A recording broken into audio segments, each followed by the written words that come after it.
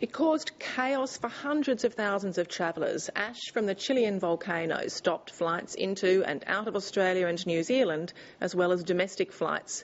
It also caused confusion. Why were some airlines flying and others not?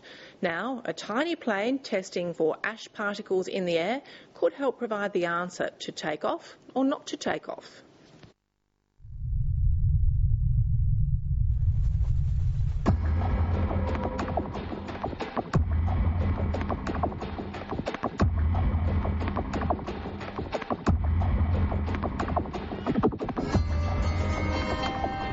The plume from the Chilean volcano circumnavigated the globe twice, bringing airports across southern Australia to a standstill. We were supposed to go on Tuesday morning. We can't come home till Friday.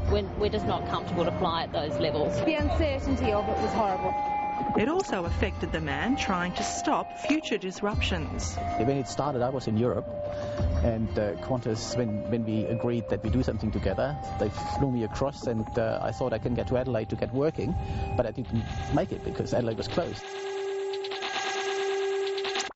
Jorg Hacker is the Director and Chief Scientist of Airborne Research Australia, which is part of the School of the Environment at Flinders University in Adelaide. We have teamed together with Qantas to find some more scientific things in this whole ash problem. It's not that we can solve it all.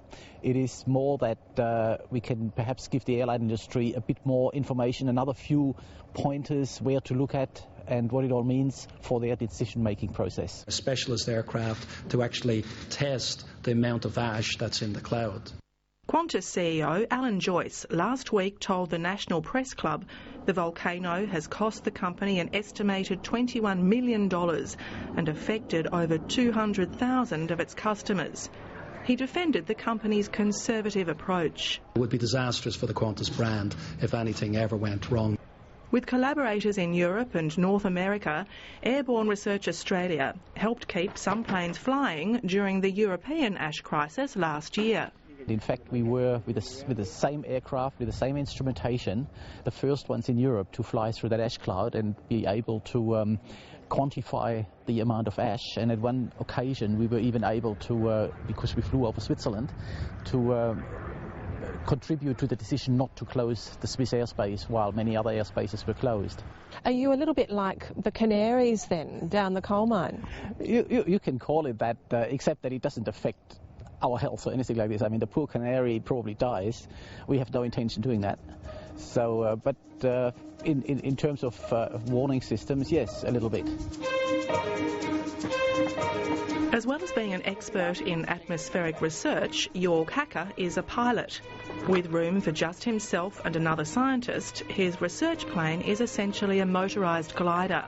It is tiny and not pressurised, so the men have oxygen on tap, although they have special permission to fly in the same altitude range as passenger planes up to 25,000 feet. They are very economical to operate. In a way, you can say they are a manned version of an unmanned aircraft. It's very modern technology, fully composite, very good aerodynamics. They are derivatives of gliders, so they are very efficient, and they're also very safe because they have a good gliding performance.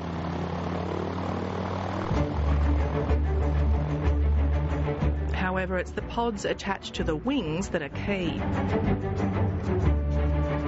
This is the most essential instrument. It measures particles, the sizes of particles that come in through here. What happens is the air comes in here, and there's a tiny little hole, as you can see.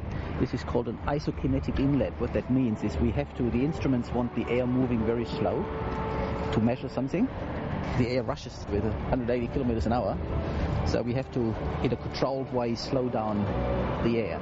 Otherwise you would measure nothing useful. This is all connected to computers in the cockpit, and we get the data, and we can see in more or less real time what the instruments see. Instruments were brought in from all over the world in a hurried effort to construct the pod to test the air above Tasmania earlier this week.